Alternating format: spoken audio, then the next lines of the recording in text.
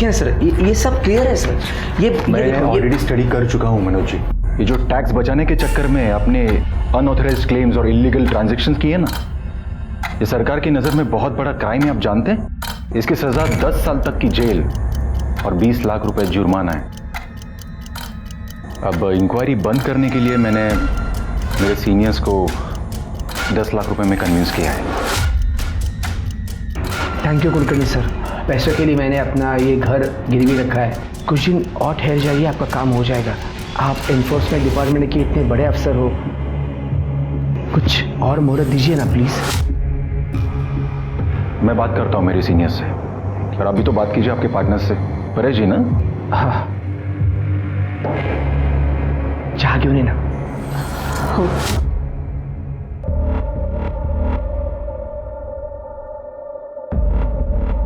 मनोज जी, आपकी बेटी वैष्णवी कहाँ है? वो दिखाई नहीं दे रही। बहुत खूबसूरत है वो अपने दोस्त के घर पर गई है, कल आ जाएगी। सॉरी टू से मनोज जी, पर आपको बिजनेस करना नहीं आता। याद रखिए, प्रॉफिट और लॉस के बीच में, बिल्कुल बीच में एक बहुत ही थिन लाइन होती है जिसे कॉम्प्रोमाइज कहते हैं। खैर, आपकी ये चाय तो मैं बाद में पी लूंगा। Thank you.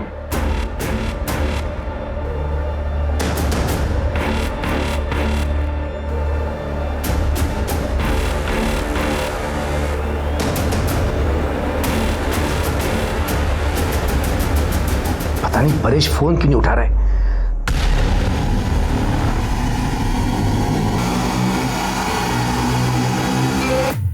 नमस्कार, मैं सोनाली कुलकर्णी आपका स्वागत करती हूँ क्राइम पेट्रोल सतर्क के इस नए अध्याय में। किसी ने सच ही कहा है, किसी भी देश की तरक्की, अस्मिता उस देश में रहने वाली नारी की स्थिति से नापी जाती है। आज हम एक ऐसा rarest of the rare case लाए हैं जो रिश्ते और विश्वास की परिभाषा के बिल्कुल विरुद्ध है। एक ऐसा घिनौना सच जिसकी हम कल्पना भी नहीं कर सकते। सिंधुदुर्ग के सावंत नगर में वैष्णवी गायकर रहती थी। उसके सपने बड़े और उम्मीदों से भरे थे। आखिर क्या हुआ था उस मासूम लड़की के साथ, जिसके लिए उसे मौत से भी बदतर सजा दी जा रही थी? आई आई आई अगर क्या है? मुझे मुंबई में जॉब मिली है, मल्होत्रा डिजाइनर्स के यहाँ। मुंबई की बहुत बड़ी डिजाइनर कंपनी है। I am so happy. अगर बाबा नहीं मानेंगे। भाई आप मना लेना ना बाबा को, ऐसी अपॉर्चुनिटी बार बार नहीं मिलती है। तू जानती है ना बाबा को। आप रुको, बाबा को आने दो, मैं मनाती हूँ। लगता है बाबा आ गए।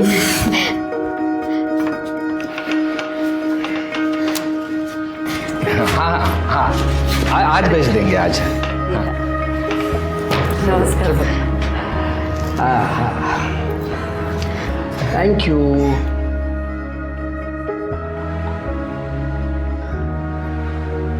बाबा, मुझे मुंबई में जॉब मिली है, हफ्ते भर में निकलना होगा। ये तो बड़ी अच्छी बात। कोई अच्छी बात नहीं है, मना कर दे उनको। देख, तू अकेली मुंबई नहीं जाएगी, और अगर तेरे को मुंबई जाना है तो तेरे लिए मैं मुंबई का लड़का ढूंढता हूँ। शादी कर ले और फिर मुंबई चली जाना। तो बाबा, कैसी बात कर रहा है मनोज? बच्ची जिंदगी में आगे बढ़ रही है और तू उसके पैरों में शादी की बेड़ियां बांध रहा है। परेश, तुला माहिती राहू नहीं द्या है? भाऊजी, ये नहीं समझेंगे।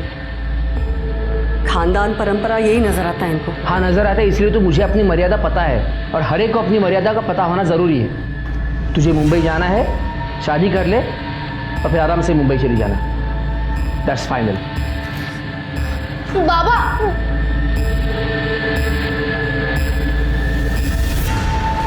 तुम्हें कल ही मेरे बाबा से शादी की बात करने के लिए आना होगा। कल? इतना जल्दी? वक्त नहीं है हमारे पास। बाबा, मेरी शादी कहीं और तय कर दें, इससे बेहतर है तुम ही आ जाओ शादी की बात करने। अरे वैष्णवी, मुझे कोई प्रॉब्लम है ही नहीं, बस सिर्फ दादा को मनाना पड़ेगा। तुम मेरे लिए इतना नहीं कर सकते? ये भी कोई पूछने की बात है? तुम्हारे लिए तो अपनी जान भी हाजिर है।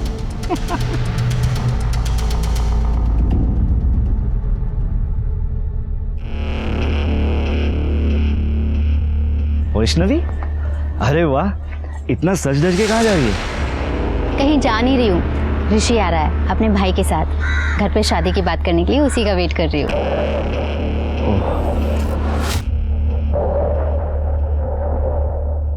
यार विपिन, हम दोनों ना दोस्त हैं, एक ही कॉलोनी में रहते हैं।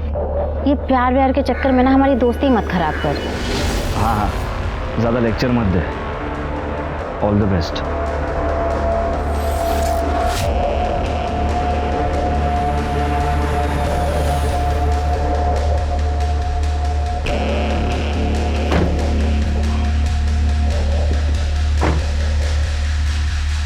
हाय, लेट तो नहीं हुआ मैं? नहीं नहीं नहीं, चलिए अंदर चलिए।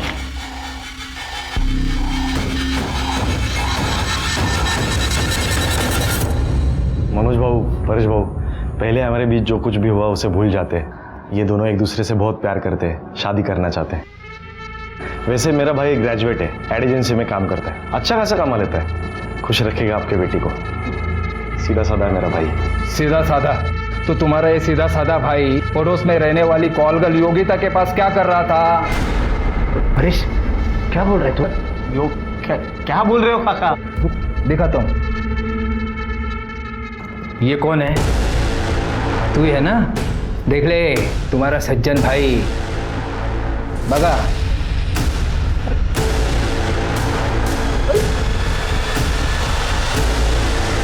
परेश, ये फोटो तुम्हारे पास कैसे आई? अरे योगा योग साला, 4 महीने पहले तुम सब लोग शिरडी गए थे। उस वक्त सावंतवाड़ी में मेरी मीटिंग तय हुई थी, तो मैं तुम्हारी बाइक लेने के लिए यहाँ आया था। तब इसको देखा था मैंने। फिर जब कल इन दोनों को साथ में देखा ना मैंने, तब इसको मैं पहचान लिया। आज सुबह उस योगिता के पास मैं गया था, उसी ने ये फोटो मुझे दी है। सुन, एक लड़का है ऋषि कोलवनकर, क्या तू जानती है उसे?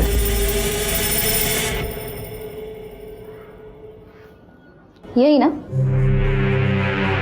ये तो अक्सर आता है मेरे यहाँ, बहुत पसंद है मुझे।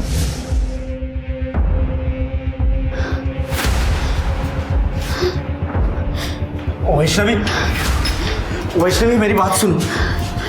जा, अरे निकल। वैष्णवी तुम निकले गए, मैं निकालू यहाँ से तुझे। वैष्णवी, वैष्णवी शांत हो जाओ। देखो गुस्से से बात बिगड़ जाएगी। बात आगे बढ़ानी नहीं है बाबा। ए, सुना ना तूने? अब कुछ बचा नहीं है। ए अक्षय, इधर आ। बड़ा गुणगान गा रहा था ना इसका। तो सुन, रिश्तेदारी बराबर वालों में होती है, भिखारियों के साथ नहीं। बहुत ज्यादा बोल रहा है तू। जान से मार दूंगा मैं तुझे, याद रख। मुझे जान से मारेगा। अरे रुक जाओ, रुक जाओ। अरे दादा, अरे शांत हो दादा, शांत हो। दादा, दादा, दादा, दादा सॉरी, ये सब मेरी वजह से। रुक इधर ही रुक। तू रह गटर में, वहीं की पैदाइश है ना तेरी। परेश काका बिल्कुल सही कहते हैं, मेल जोल हमेशा बराबरी वालों में होता है। चल तू निकल। तेरी तो नहीं बात छोड़ूंगा नहीं इसे। चुपचाप दादा बैठ, गाड़ी में बैठ।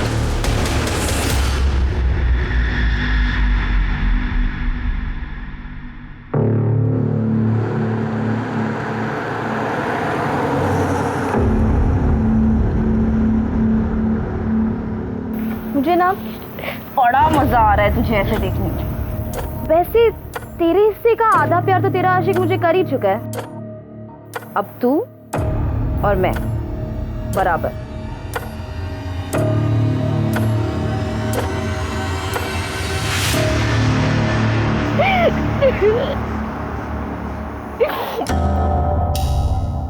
I'm so sorry काका, मेरी वजह से आपको इतना सुनना पड़ा। अरे कुछ नहीं, उसकी बातों को तू दिल पे मत ले, वो कुछ नहीं करने वाला।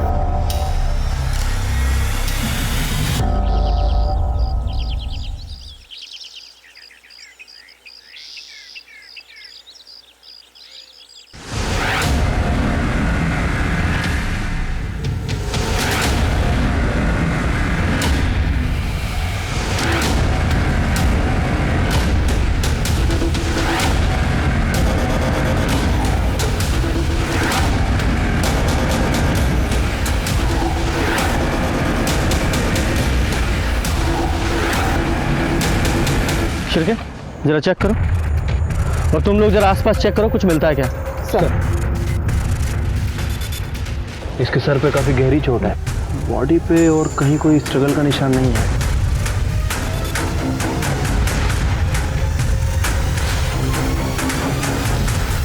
Mobile, wallet, sir PAN card, Aadhaar card, Paresh Parchure, इसकी कंपनी का विजिटिंग कार्ड भी मिला है, विश्वास प्राइवेट लिमिटेड, और इसके पार्टनर का नाम भी लिखा है, मनोज गायकर। और वॉलेट में कुछ पैसे भी हैं। वॉलेट में पैसे भी हैं, फ़ोन भी है, मतलब चोरी का मामला तो नहीं है। पर ये आदमी जंगल में क्या कर रहा था? सर वही बात तो समझ नहीं आ रही, लेकिन सर एक चीज़ तो कंफर्म है कि इसका मर्डर कहीं और हुआ है और उसको यहाँ लाके डंप किया गया है।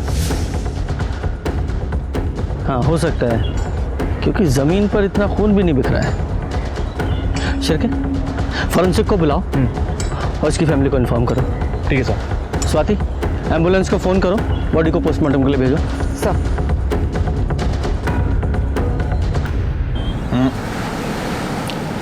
वक्त बहुत कम बचा है आपके पास मनोज जी। देखिए फिर क्या है ना, ये केस अगर मेरे हाथ से निकलकर मेरे सीनियर के पास चला गया ना, तो फिर मैं भी कुछ कर नहीं पाऊंगा। कुलकर्णी सर, मैं कोशिश कर रहा हूँ। तो थोड़ी सी कोशिश आपकी बेटी वैष्णवी को भी करने दीजिए। क्या है, धंधे में एक दूसरे की मदद करना ही तरक्की का तरीका होता है। और आपकी बेटी वैष्णवी तो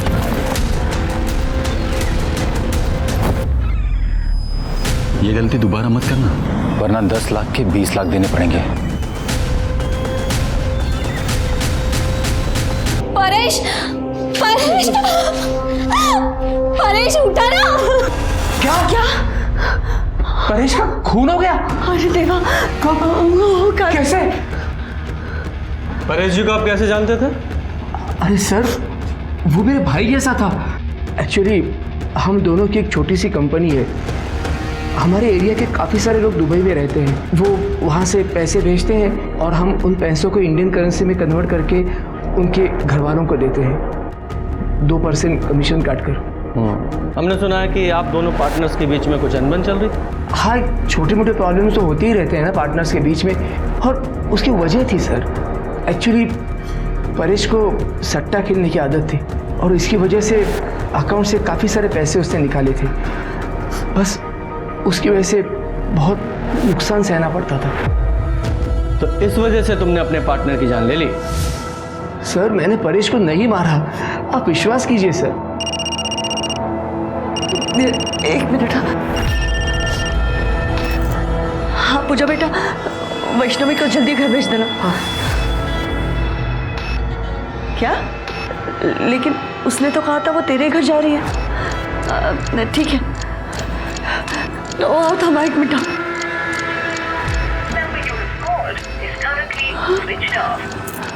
काय झालं सांगशील का?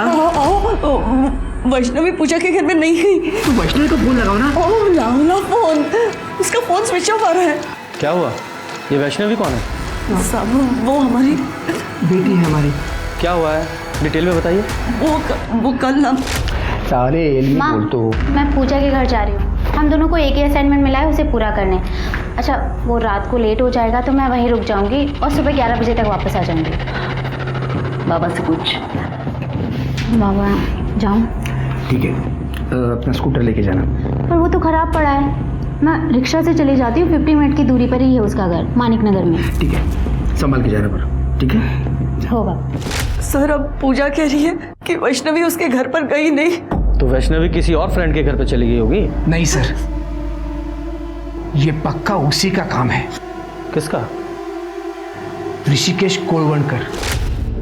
वो कौन है? वो वैष्णवी से शादी करने के लिए आया था, लेकिन परेश को उसके चाल चलन के बारे में पता चल गया था और ये सुनकर वैष्णवी से उसे रिश्ता तोड़ा था और शादी भी तोड़ी थी। तब तो वो चला गया था घर से, लेकिन 2 दिन के बाद तू याद रख, अगर तू मेरी नहीं हुई ना तो मैं तुझे किसी और की भी नहीं होने दूंगा। तुझे भी मार डालूंगा और खुद भी मर जाऊंगा, समझे? उसे जल्दी से पकड़िए सर, कहीं वो मेरी बेटी के साथ कुछ गलत ना कर बैठे सर। आप शांत हो जाइए, टेंशन मत लीजिए। ये वैष्णवी का फ़ोन नंबर और उसका फोटोग्राफ दीजिए। चलिए दे दे सर। सर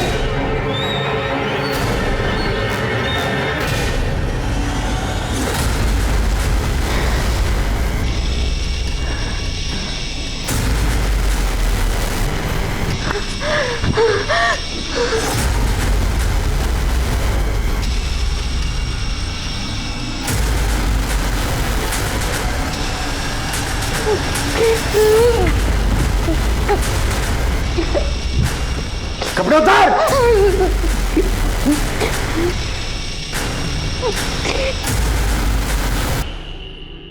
शिरके, इनकी कंपनी के अकाउंट्स, सारे बिजनेस रिकॉर्ड, सारे फोन्स, उनकी लोकेशन सब चेक करो। देखो, बिजनेस में कोई किसी का सगा नहीं होता, सब एक दूसरे से फायदे के लिए मतलब रखते हैं। इन दोनों की पूरी करनी चाहिए मुझे। ठीक है सर। वैसे इस वैष्णवी के केस का क्या करना है? आप कहें तो उस ऋषि को उठा लूँ? हाँ उठाओ, लेकिन मुझे लगता है कि ये दोनों मियाँ बीवी झूठ बोल रहे हैं। झूठ बोल रहा है? एक तरफ तो कह रहे हैं कि इनकी बेटी वैष्णवी अपनी किसी पूजा नाम की फ्रेंड के साथ असाइनमेंट करने के लिए गई थी, और दूसरी तरफ ये भी बोल रहे हैं कि उसे ऋषि ने गायब किया है। अब ये बताओ, इनकी बेटी वैष्णवी खुद घर पे बोल के गई थी वो अपनी किसी फ्रेंड के साथ सारी रात रुकने के लिए जा रही है। क्यों? इसका एक ही मतलब निकलता है कि वो अपनी मर्जी से ऋषि के साथ भागी है। हो सकता है सर।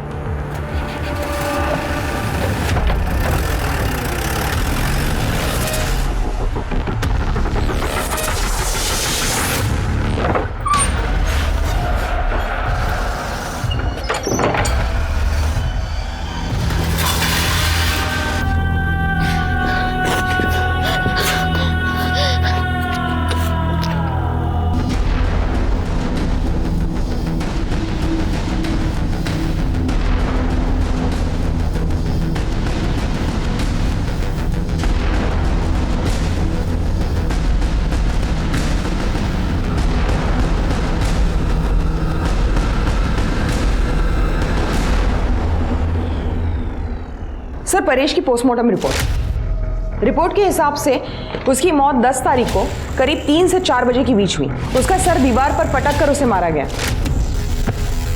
सर, उसके सर पे सीमेंट और रेत के ट्रेसेस मिले हैं।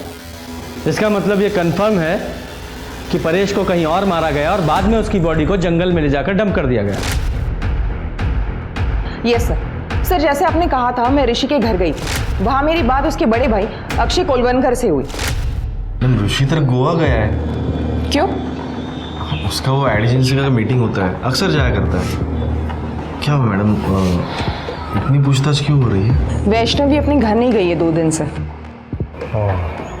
वैसे मेरे भाई का उसके साथ कोई बातचीत नहीं होती है, हमारा कोई वास्ता नहीं है बोल सकते। ऋषि का नंबर दो। हाँ, 982 सर, मैंने उसे कॉल किया था, लेकिन उसका फोन स्विच ऑफ है। शायद आपका शक सही है, ऋषि और वैष्णवी साथ में भागे हैं। इस ऋषि का फोन सर्विलेंस पे डालो। अगर ये गोवा कंपनी के काम से गया होता तो उसका फोन स्विच ऑफ क्यों होता? उसकी कंपनी में जाकर जरा पता करो। सर, परेश के कॉल रिकॉर्ड। सर, इसका फोन नाना साहब चौक के पास ही आके बंद हुआ था और यहाँ से 5 किलोमीटर दूर जंगल में इसकी बॉडी मिली थी। शिरके, एक काम करो, नाना साहब चौक का जो सीसीटीवी है उसकी फुटेज चेक करो 10 तारीख को 1 बजे से 4 बजे के बीच की। देखो सीसीटीवी फुटेज में परेश के साथ कोई और दिखाई देता है क्या? ठीक है सर। सर, एक और बात, ये परेश और मनोज की विश्वास प्राइवेट लिमिटेड के बैंक स्टेटमेंट। सर, कमाल की बात है कि इस कंपनी में 4 महीने से कोई भी ट्रांजेक्शन नहीं हुआ, और जब मैंने इस कंपनी के रेगुलर कस्टमर से बात की तो उन्होंने भी इस कंपनी के बारे में कुछ अजीब बात नहीं कही। लेकिन जब मैंने रिकॉर्ड चेक किए तो सर पता चला कि मनोज और परेश के खिलाफ आदर्श नगर पुलिस स्टेशन में फ्रॉड का केस फाइल हुआ था। किसने फाइल किया था? सर, अक्षय ने, ऋषि का बड़ा भाई। और सर, ये अक्षय एक 3 स्टार होटल में एडमिन में काम करता है।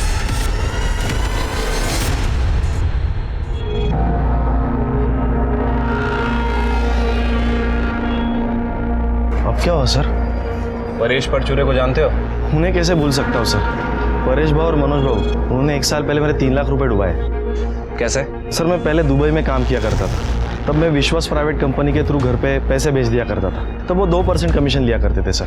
फिर मेरी कॉन्ट्रैक्ट खत्म हुई, मैं घर पे वापस आया। फिर मैंने कैलकुलेशन की सर, उन्होंने 3% से कमीशन लिया था। 3 साल 1% ज़्यादा, मतलब थोड़ा थोड़ा अमाउंट करके 3 लाख रुपए हो गए थे सर। मैं उनसे बात करने के लिए उनके घर पे चला गया। तेरा कोई पैसा नहीं है हमारे पास। देखो परेश भाऊ, मुझे पैसों की जरूरत है, मुझे मेरा पैसा दे दो प्लीज। कौन सा पैसा? तेरी जॉब जाने का फ्रस्ट्रेशन यहाँ आके मत निकाल। चल चल निकल यहाँ से। परेश भाऊ देखो, हाथ में रहो आप, गुस्सा मुझे भी आता है। क्या कर लेगा तू? अरे क्या कर लेगा? गली का कुत्ता है कुत्ता। शेर मत कर रहे। चल निकल यहाँ से। चल परेश भाऊ बात तो चल। सर तब मैंने आदर्श नगर पुलिस स्टेशन में कंप्लेंट भी लिखवाई थी, लेकिन उसका आगे कुछ हुआ नहीं। ये मनोज और परेश ने तेरे पैसे डुबाए तो तूने परेश को रास्ते से हटा दिया? नहीं नहीं सर, वो तो 1 साल पहले की बात है।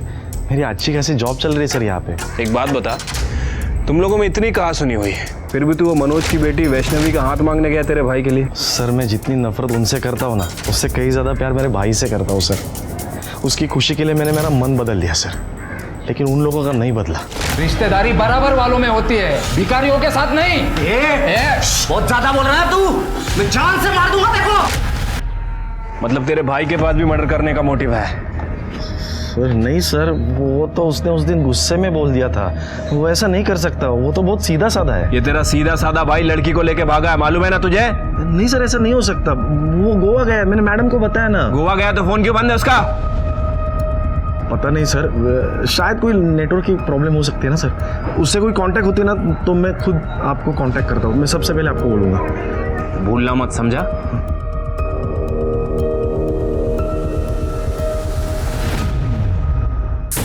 ये परेश की मौत 10 तारीख को 3 बजे से 4 बजे के बीच हुई और उसका फोन नाना साहिब चौक पे शाम को 4 बजे बंद हुआ। और उसी तारीख को वैष्णवी अपने घर से गायब हुई और 10 तारीख को ऋषि भी गोवा का झूठा बहाना बनाकर अपने घर से निकला और बाद में परेश की बॉडी हमें मिली। सर हो सकता है कि ये ऋषि और वैष्णवी एक साथ भागे हों और परेश ने उन्हें देख लिया, फिर ऋषि और परेश का झगड़ा हुआ हो और ऋषि ने परेश का मर्डर कर दिया।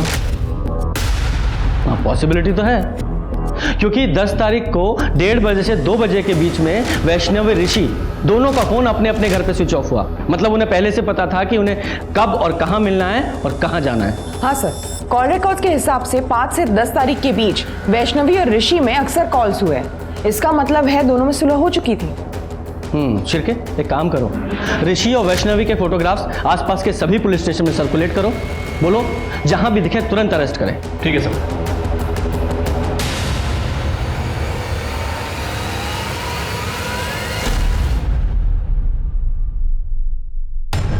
मुझे दे दीजिए ना।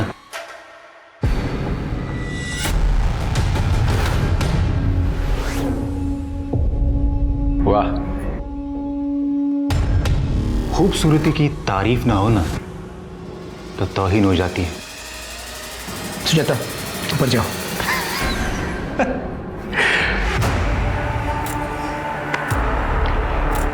एक डील करते हैं ना मनोज जी, आपकी बेटी तो भाग गई, उसकी जगह पे आप अगर इन मोहतरमा को मेरे पास भेज दो। कुलकर्णी सर, वो बीवी है मेरी, ये कहने लो और चलते बनो। मुझे भी कैश चाहिए, 10 लाख, और वो भी 2 दिन में।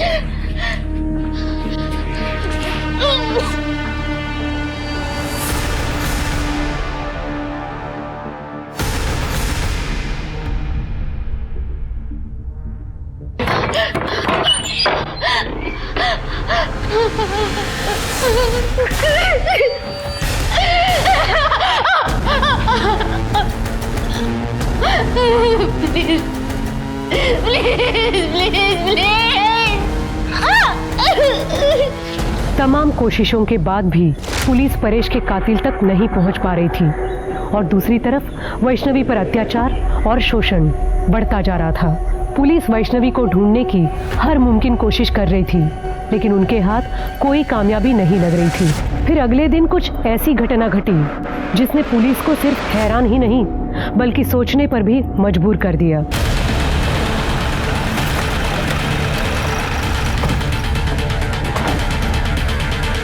सर मैंने ही आपको फ़ोन किया था, यहाँ से स्टेशन जाने के लिए शॉर्टकट है, तो मैंने वहाँ पर एक लाश देखी, इसलिए सर आपको फ़ोन किया। किधर है? सर यहाँ पर है। स्वाति जरा चेक करो।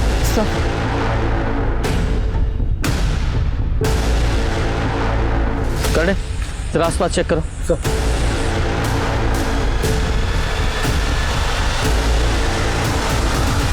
सर ये तो वैष्णवी है। सर वैष्णवी को गला दबा के मारा गया है। ये देखिए सर, गले पे निशान है और सर चेहरे पे बहुत सारे वार हैं, शायद चेहरा बिगाड़ने के लिए। और सर हालत देख के लगता है इसके साथ सेक्सुअल असॉल्ट भी हुआ है।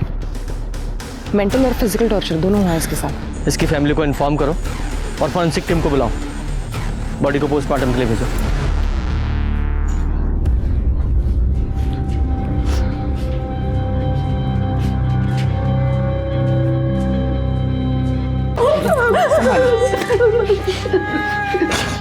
विपिन ने मारा है इसको। विपिन ने मारा है। विपिन ने मारा है।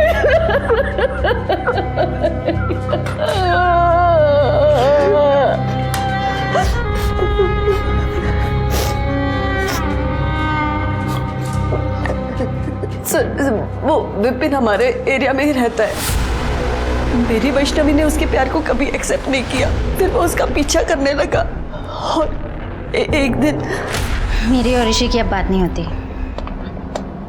देख वैष्णवी, मैं अभी तुझसे बहुत प्यार करता हूँ, एक बार सोच ले। विपिन, मुझे रिश्तों में मिलावट अच्छी नहीं लगती। हम दोस्त हैं और हमेशा रहेंगे। क्या दोस्त दोस्त दोस्त? थक गया हो तेरा दोस्त बनकर। देख वैष्णवी, देख अगर तूने हाँ नहीं कहा ना तो मैं ना अपनी जान दे दूंगा, सच में। छोड़ ये ड्रामे मत कर, छोड़। देख मैं मजाक नहीं कर रहा हूँ, मैं अपनी जान देने को सच कह रहा हूँ। मैं क्या ड्रामे कर रहा है? लग जाता तुझे तो। I can't live without you. I can't live with you. Vaishnavi, Vaishnavi, देख मैं तुझे बहुत मैं तुझसे शादी करना चाहता हूँ। क्या हो गया तुझे? छोड़ मेरी बात क्या कर तू? मैं वैष्णवी से प्यार करता हूँ। तेरा और मेरी बेटी का मेल हो ही नहीं सकता, समझ रहा तू ना? चल निकल, चल निकल। चाहता हूँ तुझे अपनी खूबसूरती पे बहुत नाज है ना, तेरी ऐसी शक्ल बिगाड़ूंगा ना कि कोई पहचान भी नहीं पाएगा। अरे चल। तो आपने पुलिस में कंप्लेन क्यों नहीं की? उस दिन के बाद उसने उसका पीछा करना बंद कर दिया। हमको लगा वो सुधर गया। यही गलती करते हैं मैडम हम लोग। क्राइम की शुरुआत यहीं से होती है। आपको उसके खिलाफ कंप्लेन करनी चाहिए थी। खैर, कहाँ मिलेगा ये विपिन? वैष्णवी को क्यों मारा? साहब मैं उसे क्यों मारूंगा? मैं तो उससे प्यार करता था। उस पर रेप करने की कोशिश करता और बोला प्यार करता था। साहब उस दिन मैं नशे में था। नशे में था तो कुछ भी करेगा, हैं? देख सीधे सीधे बोल वरना डंडा डाल के उगलवाऊंगा। सर मैं सच बोल रहा हूँ। तू ऐसा नहीं बोलेगा। कर दे, अंदर डालो इसे। सर मेरी बात तो सुनो सर। सर मैंने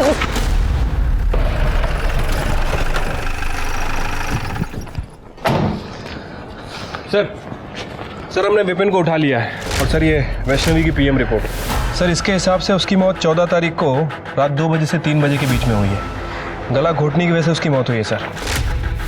और सर रिपोर्ट में ये भी मेंशन है कि उसके साथ लगातार 4-5 दिन से सेक्सुअल एक्टिविटीज़ हो रही थी और बॉडी पे बहुत सारे मार्क्स मिले हैं। मतलब सर उसे टॉर्चर किया जा रहा था, लेकिन कहीं कोई सीमन सैंपल नहीं मिला है। एकदम जानवर है ये। जिसने भी वैष्णवी को मारा है उसके मन में वैष्णवी के खिलाफ बहुत गुस्सा भरा होगा। Sir Azad Nagar police station record के हिसाब से वैष्णवी और सुजाता ने योगिता नाम की कॉल गर्ल के खिलाफ कंप्लेन लिखवाई थी। क्या कंप्लेन लिखाई थी? सर रेसिडेंशियल एरिया में ये योगिता जिस्म फरोशी का बिजनेस करती थी। 2-3 बार पहले भी ये योगिता वुमेन ट्रैफिकिंग के लिए अरेस्ट हुई है। बुलाओ इस योगिता को। सर वो वैष्णवी और सुजाता ने मेरी झूठी कंप्लेन की थी। मैं कोई धंधा वंदा नहीं करती सर। अच्छा बेवकूफ समझा है मैं। पुलिस बिना वजह किसी को अरेस्ट नहीं करती, समझी? हमें क्यों लेकर चल? हमें बैठ।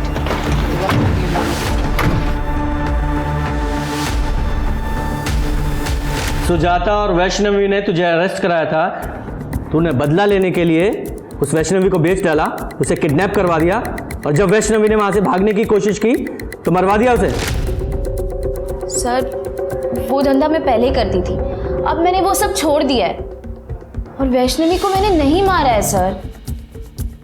जब तक ये केस सॉल्व नहीं हो जाता शहर छोड़कर नहीं जाएगी। ठीक है सर। जाओ। स्वाति, नजर रखना इस पर। सर, हमने इस मनोज पर नजर रखी थी। पता चला है कि मनोज ने अपना घर गिरवी रख के मार्केट से 10 लाख रुपए उठाए। ये मनोज जरूर कुछ ना कुछ हमसे छिपा रहा है। हाँ सर।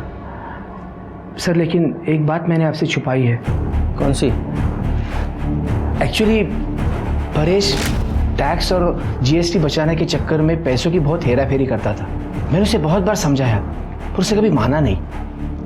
फिर एक दिन आप लोगों को क्या लगा ये सब फ्रॉड करके आप सरकार से बच जाओगे? सॉरी सर, अब गलती हो चुकी है। आप ही बताइए क्या कर सकते हैं। 20 लाख रुपए का फ्रॉड है, इंक्वायरी तो बैठेगी। 10 साल की सजा और 20 लाख तक का जुर्माना। मैं क्या कहता हूँ, कुछ चाय पानी ले दे के मामला यही सेटल कर देते हैं। 10 लाख कैश। एक ईडी ऑफिसर ने आपसे रिश्वत मांगी? हाँ सर, इसीलिए मैंने अपना घर गिरवी रख के मार्केट से 10 लाख रुपए उठाए थे। नाम क्या था उस ऑफिसर का? राजेंद्र कुलकर्णी।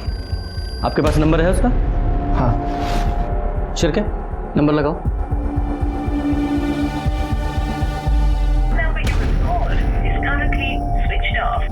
सर इसका फोन बंद आ रहा है। आजकल ईडी में शार्दुल दलवी है ना? उन्हें फोन लगाओ और इस राजेंद्र के बारे में पता करो। ठीक है सर।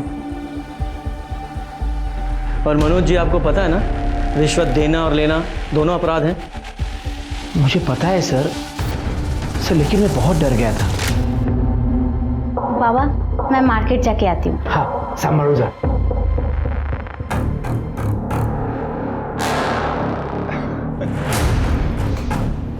आपकी बेटी मेरा मन बहलाने के लिए कुछ दिन आ जाए तो। कुलकर्णी सर, सर उसकी मेरी बेटी पर ही नहीं, मेरी बीबी पर भी बुरी नजर थी सर।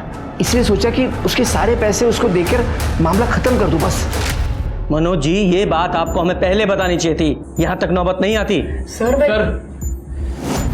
सर दलवी साहब से बात हुई है। उनका कहना है कि ईडी में राजेंद्र कुलकर्णी नाम का कोई भी ऑफिसर नहीं है। क्या? और सर विश्वास प्राइवेट लिमिटेड नाम से कभी भी कोई इंक्वायरी नहीं निकली। सच में? मतलब ये आदमी फेक ईडी ऑफिसर बनकर लोगों को ठग रहा है। शिरके, इस नंबर को ट्रैक करो। इस नंबर की सारी कॉल लोकेशन और कॉल रिकॉर्ड चाहिए मुझे। मनोज जी, आप इस सो कॉल्ड ईडी ऑफिसर को तो अच्छे से जानते ही हैं, चेहरा कई बार देखा आपने। हाँ सर। स्केच बनवाओ। सर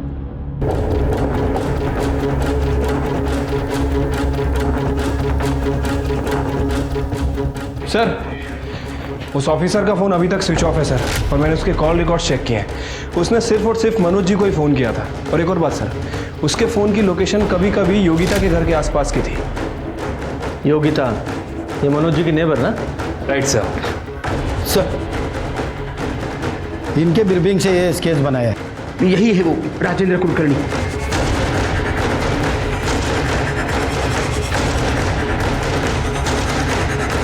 देखो, डरो मत, बताओ यही था?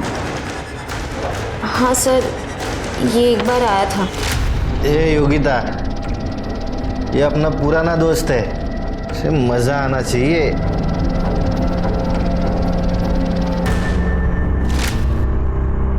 इसने कुछ बताया अपने बारे में? नहीं सर, इसने तो कुछ नहीं बताया, पर इसके साथ जो आदमी आया था मैं उसे जानती हूँ। वो यही शिवा कॉम्प्लेक्स में रहता है। हमें सब पता है तेरे और उस नकली ईडी ऑफिसर के रैकेट के बारे में। अब सीधे सीधे बताएगा या तेरे हलक में से उगलवाऊं? शिरके, सब कुछ बताता हूँ साहब। सब उसका नाम शेखर नाइक है। सब मैं दिल्ली में जॉब करता था, तभी हम पहली बार मिले थे। और एक दिन अचानक वो मेरे घर पे आया। क्या? तो तू इधर फेक ईडी ऑफिसर बन के लोगों से पैसे लूटता है? हाँ, और पता है तुझे, थोड़ा सा डरा दो ना तो लोग पैसा दे भी देते। दिल्ली की पुलिस है ना, कुत्ते की तरह ढूंढ रही मुझे, पर मैं हूं ना, उनके नाक के नीचे से भाग गया हूं। और फिर तुम दोनों ने यहां आकर ठगी करना शुरू कर दिया? नहीं सर, कसम से सर मैंने ऐसा कुछ नहीं किया सर। सर बस मेरी इतनी गलती हो गई कि मैंने उसको अपने घर में रहने दिया। सर ना वो मेरे घर में रहता और ना ही वो ऋषि से मिलता। ऋषि कोलवनकर? हाँ सर। पता नहीं यार उस योगिता ने मेरी फोटो उस परेश को क्यों दी। जी करता है उसे जान से मार दूं। तेरे को पता है उस परेश और उस मनोज जी के कंपनी ने मेरे दादा के 3 लाख रुपए खाए। क्या? हाँ। कौन सी कंपनी रे? कैसे पैसे? अरे मेरा अक्षय दादा पहले दुबई में हुआ करता था ना, वो वहां से पैसे बेचता था इन लोगों को। ये लोग इन्वेस्टमेंट करते थे, कर दिया घपला। और जब वापस मांगने गया तो बोला कुछ नहीं मिलेगा, इनके पास कुछ भी नहीं है। और तभी शेखर के दिमाग में मनोज और परेश को लूटने का प्लान आया और उसने उनके कंपनी में फ्रॉड बताकर उनसे 10 लाख रुपए की मांग की सर। कहाँ है तेरा वो शेखर? सर वो मुंबई गया हुआ है, कल लौटेगा। खड़े लेके जाओ इसे। हाँ साहब सच में मैंने कुछ नहीं किया साहब, साहब कसम से। शिरके, अगर लोमड़ी का शिकार करना है तो उसे बोटी डालनी पड़ेगी। मनोज जी को फोन लगाओ और उनसे कहो कि शेखर का मतलब राजेंद्र का अगर उन्हें फोन आए तो उससे कहें कि पैसे रेडी है। ठीक है sir.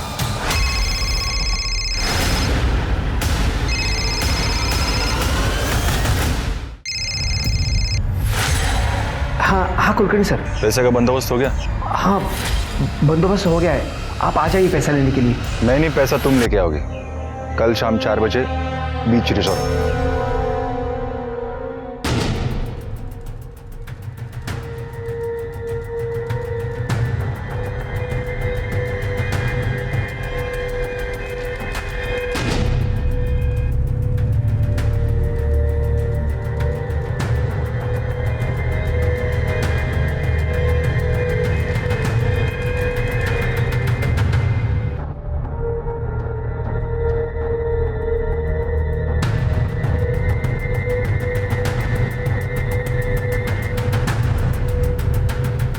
Mister Rajendra Kulkarni from ED, I card दिखाइए प्लीज।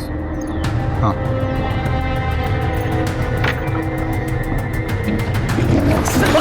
देखो दिल्ली में तुझ पर फ्रॉड के कई केसेस हैं, लेकिन यहां पर तुझ पर फ्रॉड के साथ साथ मर्डर और रेप के चार्जेस भी लगेंगे। सर मैंने ना परेश को मारा है ना मैंने वैष्णवी का खून किया है। ये तो इतनी आसानी से नहीं कुछ उगलेगा, हमसे मेहनत करवाएगा।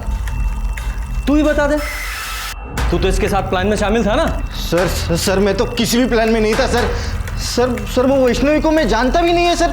सर वो तो ऋषि के साथ भागने वाली थी सर। भाई मैंने वैष्णवी को मना लिया है। भाई कब है शादी?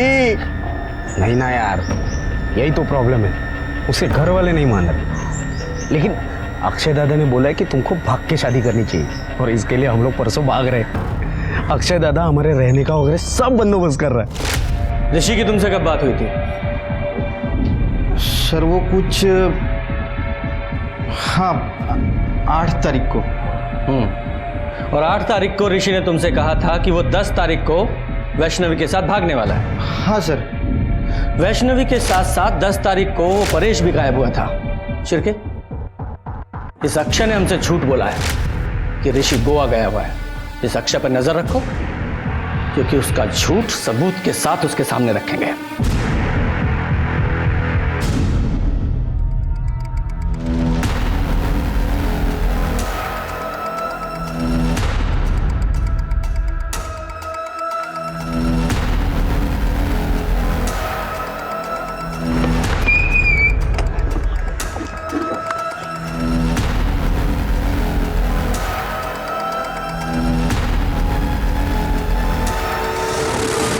अरे दादा लेकिन हुआ क्या?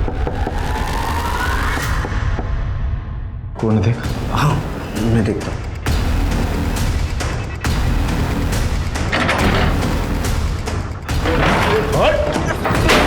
अरे साहब पकड़ो। दादा दादा अरे साहब क्यों? तुम दोनों ने मारा है ना वैष्णवी और परेश को? बोल, वैष्णवी को मारा? क्या बोल रहे हो सब? दादा आपने तो बोला हम लोग दोनों कल मुंबई जा रहे हैं ना, और आपकी उससे बात भी हुई है, वैष्णवी कल यहाँ आ रही है ना। दादा झूठ बोला है तेरे भाई ने तुझसे। 10 तारीख को वैष्णवी तुझसे मिलने के लिए निकली थी, फिर वापस घर नहीं पहुंची और सीधे 14 तारीख को हमें उसकी लाश मिली। 4 दिन तक उसके साथ ब्रूटली रेप किया गया। और पता है किसने किया? किसने? तेरे सगे भाई ने। और सच बता, शुरू से गुस्सा आ गया था मुझे, मेरे पैसे डुबाए, मेरा और मेरे भाई का अपमान किया। अब इसको 8 तारीख को फोन आया उस वैष्णवी का, उसने बोला कि फिर अपनाएगी इसे, तब मैंने प्लान बनाया। ऋषि, तुम यहाँ से सीधा वर्तक नगर के लिए निकलना। मैं वैष्णवी को उसके घर से पिकअप करता हूँ और वर्तक नगर में छोड़ता हूँ। वहाँ से तुम दोनों मुंबई के लिए निकलना, लेकिन ध्यान से अपना फ़ोन स्विच ऑफ कर लेना, दोनों भी, ताकि तुम लोगों तक कोई पहुँच ना पाए।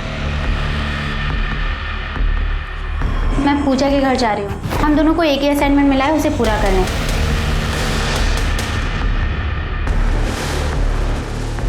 आजा। सुन, अब जब तक मैं ना बोलूँ यहाँ से बाहर नहीं निकलना, ठीक है? देखिए, मैं वैष्णवी को लेके आता हूँ, ठीक है?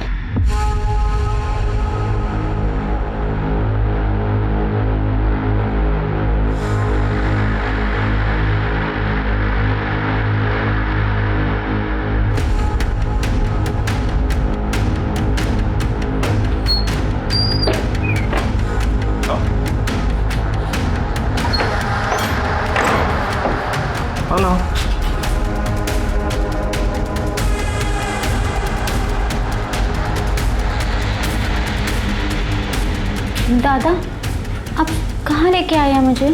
ऋषि कहाँ है? ऋषि ना नहीं आने वाला।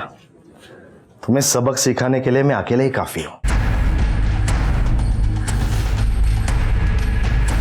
तेरे बाप की करतूतों की सजा है ना मुझे मिलने की, समझी?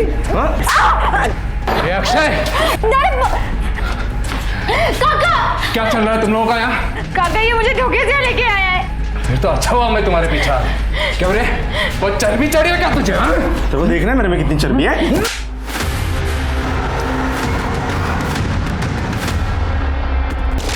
ऋषि, 10 तारीख को जब वैष्णवी तुझसे मिलने यहाँ नहीं पहुंची तो फिर तू यहाँ क्यों रुका रहा? गया क्यों नहीं यहाँ से? क्योंकि दादा ने मुझसे कहा कि वो जब घर से भाग रही थी तो उसे घर वालों ने पकड़ लिया और उसके घर वाले मुझे ढूंढ रहे, तो कुछ दिन तो मुझे यही छुपे रहना पड़ेगा। और वैष्णवी कुछ दिनों के बाद फिर से भागेगी, इसलिए मैं यहाँ रुका था सर। झूठ बोलाया, तेरे भाई ने झूठ बोला तुझसे। बता, क्यों मारा तूने वैष्णवी को? बता। गलती की सजा मिली उसको। अभी रो क्यों रही है? मजे तो तू भी तो ले रही है। तेरी तो फेंक दिया मैंने उसके बॉडी को।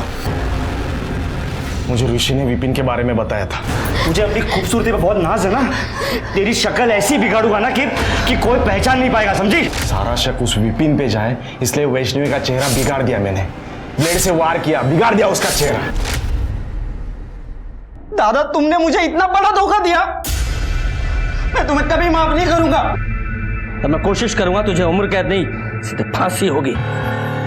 लेके चलो इसे। अक्षय कुलवंकर को वैष्णवी रेप केस में आईपीसी की धारा 375 और साथ ही साथ वैष्णवी और परेश के मर्डर केस में धारा 302 के तहत फांसी की सजा सुनाई गई। क्रोध अक्सर हमें गलत निर्णय लेने पर मजबूर करता है। क्रोध से अहंकार पैदा होता है और अहंकार हिंसा को बढ़ावा देता है। इसलिए क्रोधित होने से पहले उससे होने वाले परिणामों के बारे में सोचना हमारी जिम्मेदारी है। अब मैं सोनाली कुलकर्णी आपसे विदा लेती हूँ। फिर मिलेंगे एक नए केस के साथ क्राइम पेट्रोल सतर्क जस्टिस रीलोडेड में। तब तक अपना और अपने परिवार का ख्याल रखिए। आप जानते हैं कि हम सब एक मुश्किल दौर से गुजर रहे हैं। कृपया मास्क पहने, सैनिटाइजर का इस्तेमाल करें और सोशल डिस्टेंसिंग ध्यान में रखें। देखते रहिए क्राइम पेट्रोल सतर्क। जय हिंद।